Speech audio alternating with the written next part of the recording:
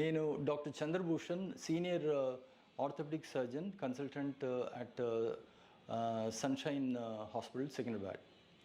ప్రశ్న అండి, గాయాలు తగిలినప్పుడు ఎక్స్‌రే తప్పనిసరిగా కావాలనా? ఎక్స్‌రే కాకుండా ఇంకా వేరే ఏమైనా ఇన్వెస్టిగేషన్స్ చేయాలియా?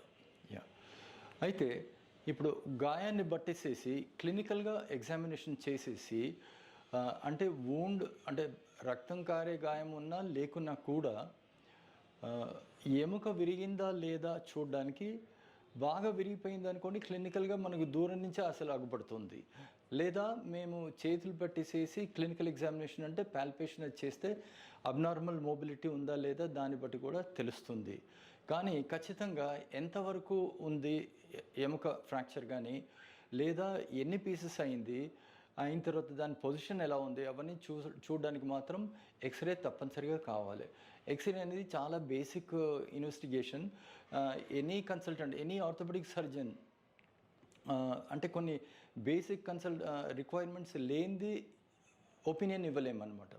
అందుకని ఎక్స్‌రే అనేది మాత్రం ఒక మినిమల్ రిక్వైర్మెంట్ అనమాట. ఎక్స్‌రే అనేది తప్పనిసరిగా తీయాల్సి వస్తుంది.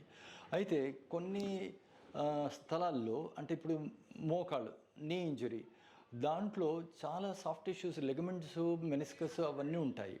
అవి మనకు ఎక్స్‌రేలో కనబడదు. అందుకనేసేసి ఎక్స్‌రేతో పాటు మేము ఎంఆర్ఐ స్కాన్ కూడా తీయిస్తామన్నమాట. దానివల్ల మనకు చాలా ఇన్ఫర్మేషన్ వస్తుంది. అయిన తర్వాత చిన్న చిన్న ఫ్రాక్చర్స్ ఉన్నాయి కూడా కనబడుతుంది. బోన్ ఎడిమా ఉన్నది కనబడుతుంది.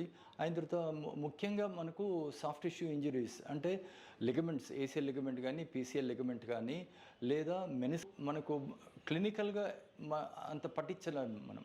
అంటే ఎంత ఎగ్జామినేషన్ చేసినా కూడా క్లినికల్గా అక్యురేట్గా మనం డయాగ్నోస్ చేయలేము. కానీ ఎంఆర్ఐలో మాత్రం మనకి ఇవన్నీ కనబడతాయి అన్నమాట.